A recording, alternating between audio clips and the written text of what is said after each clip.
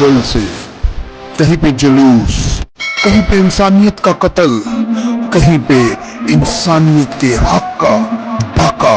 इसी चीजों के ऊपर पाकिस्तानी अवाम सड़कों पे, आज यूटिलिटी स्टोर के मुलाजमीन सड़कों पे, आज ताजर बरादरी सड़कों पे। हुकूमत के लिए क्या कोई मुश्किल बनने जा रही है? बलूचिस्तान में पंजाबियों को गाड़ियां रोक रोक के, आईडी कार्ड देख के कत्लो गारत की गई, खून की होली खेली गई। नाजरीन, हमारी पंजाब पुलिस के जवानों को कच्चे के डाकुओं ने घेर के वहां पर गोलीबारी की गई, उन पे मिसाइल मारे गए। इन्हीं खबरों के ऊपर आज हम बात।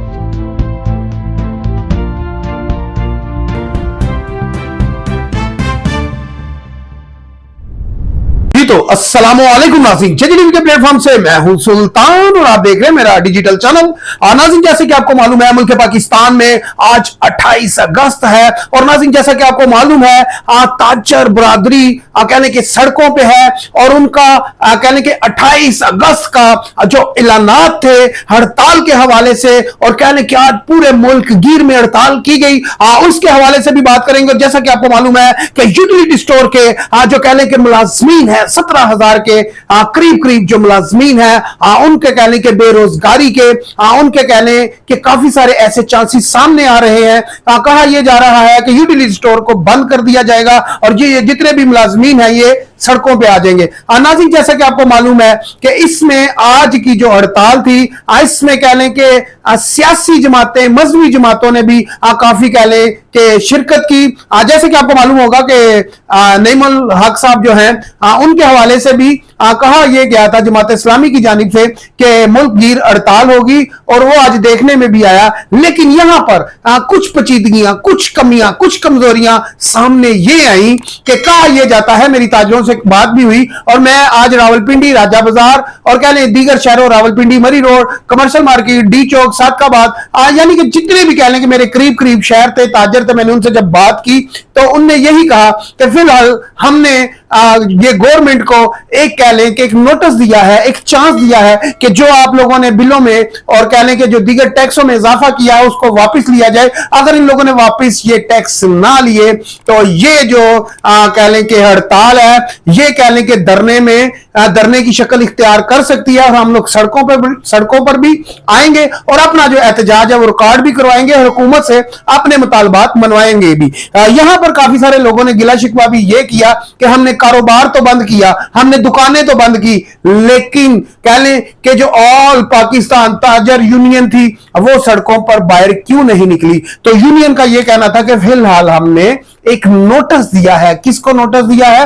हुकूमत वफ्द को, इस टाइम की जो मौजूदा हुकूमत है। तो नाज़रीन, कहा यह जाता है कि इस वक्त की जो हुकूमत है उसको एक ये कह लें कि नोटिस दिया गया है, एक चांस दिया गया है कि आप ये जो कह लें कि हद से ज्यादा जो आप लोगों ने टैक्सेस लगाए हैं कह लें जो ताजरों पे, वो भी वापस लिए जाएं, और दीगर जो जितने भी आप लोगों ने बिलों में अजाफी टैक्स लगाए हैं उसको भी वापस लिया जाए। आज नाज़रीन मुल्क पाकिस्तान में दीगर शहरों में आवाजें सुनने को आए। क्या आवाजें थी? हाय हाय महंगी बिजली, हाय हाय महंगी बिजली, हाय हाय महंगा पानी, हाय हाय ये टैक्स। नाज़रीन, मैं आपको बता दूं कि 2020 से 20 में कह लें कि लियाकत बाग के मकाम के ऊपर है इसी तरह का धरना देती थी मुस्लिम लीग नून। तो मैं उसमें कह लें कि उस वक्त उस जगह पर मौजूद था।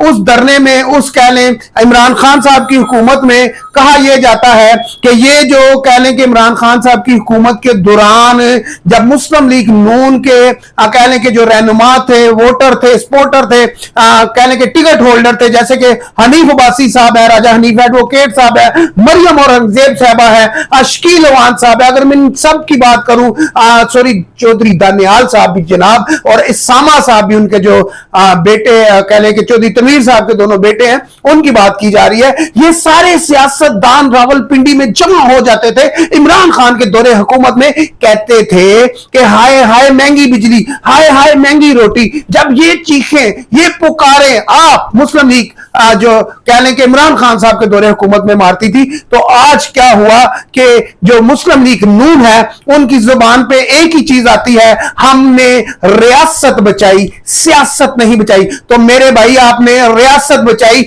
सियासत नहीं बचाई, नजर आ रहा है, ठीक है, मान लिया इस बात को, लेकिन आपने गरीबों को नहीं बचाया। गरीब जो थे वो गुर्बत की सतह से नीचे तर चले गए हैं। मुझे ये बताएं, मैंने कहने के थोड़ा नाज़रीन हम जाते हैं यूटिलिटी स्टोर के जो मुलाजमीन हैं उनकी जानिब जाएंगे।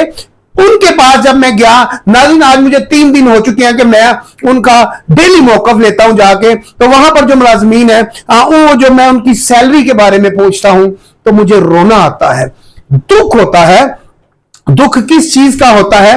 दुख इस चीज का होता है जनाब मुझे कि वहां पर जो मुलाजमीन है नाज़रीन, किसी की सैलरी है 32,000, किसी की 35,000, किसी की 40,000। जब किसी के घर में मुझे यह बताए कि बिल जाएगा 22,000, 23,000, 24,000 का, तो फिर मुझे यह बताए वो 32 या 24 या 35 या 40,000 की सैलरी में से बिल जमा करवाएगा या अपने घर का किराया देगा या अपने बच्चों को खाना खिलाएगा या उनको स्कूल भेजेगा। ये वो बातें हैं जो हुकूमत वफ्त को सोचनी होंगी। लेकिन यहां पर मसला यह है कि सिर्फ इस टाइम जो कहने के IPPs है, जो 40 कंपनियां हैं, जो 40 खानदान है, सिर्फ उनके बारे में सोचा जा रहा है कि आया उनके कहने जो मुआहदे किए हुए हैं उनको कैसे भरना है। यहां पर तो नाज़रीन यह भी कहा जाता है कि चंद ही रोज पहले, कल का मैं भी लोग देख रहा था, कल की खबर है, और कहने के जो स्टैंडिंग कमेटी है, स्टैंडिंग कमेटी ने सेक्रेटरी से कहा कि आप हमें वो रिपोर्ट दिखाएं जो कहने के IPP कंपनियों से मुआहदे हुए हैं। लेकिन एक सेक्रेटरी, एक छोटी सी पोस्ट वाले बंदे ने यह कहा कि सर हम वो मुआहदे जो है ओपन नहीं कर सकते, स्टैंडिंग कमेटी को ये हम मुआहदे नहीं दिखा सकते। लेकिन यहां पर फिर एक सवाल उठता है कि आखिर ये स्टैंडिंग कमेटी बनाई किसने, आखिर ये स्टैंडिंग कमेटी है क्यों? लेकिन जब ये स्टैंडिंग कमेटी थी तो फिर उसको मेरा ख्याल है सेक्रेटरी साहब को ये मुआहदे दिखाने चाहिए थे। क्या पाकिस्तान में जो कह ले कि लूट का बाजार गर्म है, जो 40 खानदानों को नवाजा जा रहा है, मेरे मुंह से जो नवाला, मेरे मुंह से बच्चों, मेरे बच्चों के मुंह से जो नवाला छीन के IPPs की कंपनियों में जो डाला जा रहा है, जो उनकी तिजोरियां भरी जा रही हैं, आखिर उसमें क्या लिखत पड़ता है, आखिर उसमें क्या मुआहदे हैं, ये मैं जानना चाहता हूं, ये मेरा हक बनता है। मैं एक पाकिस्तानी हूं, आपके पास सेक्रेटरी साहब एक स्टैंडिंग कंपनी आई थी, एक स्टैंडिंग कमेटी आई थी, आपका काम था उनको ये सब दिखाना, लेकिन आपने नहीं दिखाया। अफसोस, अफसोस कि हमारा जो पाकिस्तान है, कहा तो ये जाता है ये 73 का आइन के मुताबिक चल रहा है, लेकिन यहां पर कोई आइन, कोई इंसाफ, कोई कानून नजर नहीं आता। तो यहां पर मसला यह है नाजरीन कि जब तक आप 73 के आइन को सही तरह पढ़ते नहीं, उसके मुताबिक चलते नहीं, आप मुल्क नहीं चला सकते। जैसा कि आज कह लें कि 28 अगस्त है, 28 अगस्त का आप ये देख लें कि आज पूरा मुल्क कह लें लाहौर, कराची, सिंध और कह लें कि दीगर शहर जितने भी हैं आज वो बंद हैं। तो जब एक दिन कह लें कि पाकिस्तान बंद होता है तो पाकिस्तान को अरबों खरबों रुपए का नुकसान होता है। ऐसा ही काम मुशर्रफ ने अपने दौर में किया 2001-2 में। तो मुशर्रफ साहब ने भी सेल टैक्स लगाने की जब बात की तो फिर उस वक्त की जो हड़तालें थी नाज़रीन, मैंने उस टाइम भी ये देखा कि तकरीबन 8 दिन, 7 दिन, 5 दिन ताजिरों की तरफ से जब ऐलानात किए जाते थे कि 5 दिन शहर बंद रहेगा, 6 दिन शहर बंद रहेगा, और ताजिरों ने वो करके दिखाया। उसकी वजह से मुल्क आपका बहुत पीछे भी गया। लेकिन जब आप ताजिरों को सपोर्ट नहीं करते, जब ये जो रीढ़ की हड्डी है ताजिर, ये इस मुल्क की सरमायाकार जो है, ये इस मुल्क की रीढ़ की हड्डी है, जब आप मुल्क की रीढ़ की हड्डी को खोखला कर देंगे, तोड़ देंगे, तो मुझे नहीं लगता कि किसी भी इंसान के अंदर जब रीढ़ की हड्डी खोखली हो जाएगी तो वो इंसान खड़ा हो सकता है। तो बिल्कुल इसी तरह नाज़रीन मैं आपको बता दूं कि ये जो इस वक्त हमारा मुल्क है, इसकी रीढ़ की हड्डी ताजर हैं, बिजनेसमैन हैं, कारोबारी लोग हैं, और उनको अगर आप ये गवर्नमेंट जो है कोई सहूलत नहीं देगी तो मुझे नहीं लगता ये मुल्क आगे चल पाएगा। तो शहबाज शरीफ साहब को, इस वक्त की जो हुकूमत है, उसको होश के नाखून लेने होंगे। मसला यहां पर यह है कि आपको इन लोगों से बात उससे पहले कर लेनी चाहिए थी जब ये लोग सड़कों पे निकले थे। आपको चाहिए था कि ताजिरों के साथ पहले बात कर लेते ताकि ताजिर जो है वो सड़कों पे आते ही ना। मैं अगर बात करता हूं यूटिलिटी स्टोर के जो मुलाजमीन है, तो नाज़रीन हुकूमत जो है उनको बुलाकर उनसे भी बात कर सकती थी। कहा यह जाता है कि 12,000 से जायद ऐसे मुलाजमीन हैं जो आज भी 12-12, 14-14, 15-15 साल हो गए हैं, कहने के वो डेली विजिट पे काम करते हैं और वो इस उम्मीद में है कि कब हमें हमारी नौकरी पक्की होगी, कब हम सरकारी मुलाजम होंगे। लेकिन उनके जिनके कहने के 15-16 साल आज जाया हो जाएंगे, तो जब वो इस महकमे से निकाले जाएंगे तो मुझे बताएं उनको नौकरियां कौन देगा, सरकारी नौकरी उनकी कहां लगेगी। तो फिर उनका राइट है, उनका हक है, वो एहतजाज करे, प्रोटेस्ट करे, जाकर अपने कहते हैं कि जो वजीर आजम होता है वो कहने के रियासत का बाप होता है। तो फिर जाहिर बात है ये जो रियासत है, ये जो आवाम पब्लिक है, ये तो वजीर आजम साहब आपके पास आएगी ना, मेरे पास तो नहीं आएगी। मुझे तो नहीं आके कहेगी कि सरकार आपने ये हमारे लिए करना है, क्योंकि मैं भी उन्हीं में शामिल हूं जिन लोगों ने आपके पास इंसाफ लेने के लिए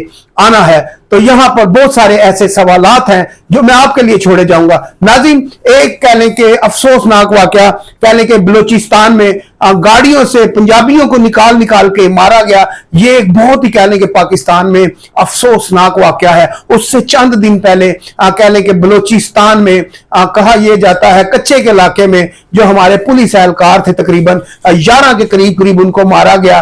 11 पुलिस एहलकार हमारे शहीद होते हैं और नाज़रीन एक पुलिस एहलकार को वहां पर यरगमाल बना लिया जाता है। और जब उसको यरगमाल बना लिया जाता है तो फिर वहां पर होता क्या है, फिर जो डाकू हजरात हैं, डाकू भाई हम कहेंगे उनको सरकार, जो डाकू हजरात हैं ये मुल्क दुश्मन लोग हैं, क्योंकि इन लोगों की वजह से हमारे जो मुल्क का कह लें कि जो मोराल है वो डाउन होता है, कोई अच्छा नहीं होता। तो यहां पर मैं आपको बता दूं नाज़रीन कि उस पुलिस एहलकार को वहां पर यरगमाल बनाकर डाकुओं ने कुछ अपने मुतालबात मनवाए। आज तक उन मुतालबात को पब्लिक नहीं किया गया कि आखिर उनके जी। तो नाज़रीन यहां पर मैं बहुत सारे सवाल आपके लिए छोड़े जाता हूं, बहुत सारे सवालों का जवाब आपको देना है, बहुत सारे सवालों का जवाब इस हुकूमत वक्त को देना है। तो नाज़रीन इसी के साथ अपने भाई सुल्तान को इजाजत दीजिए, मिलते हैं अगली वीडियो में। अल्लाह हाफिज।